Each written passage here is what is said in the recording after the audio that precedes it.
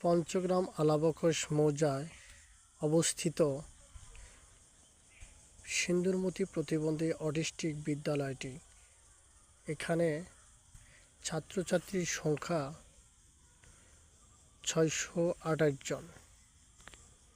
এখানে সুন্দর মনোরম পরিবেশে শিক্ষা কার্যক্রম পরিচালিত হয়ে থাকে।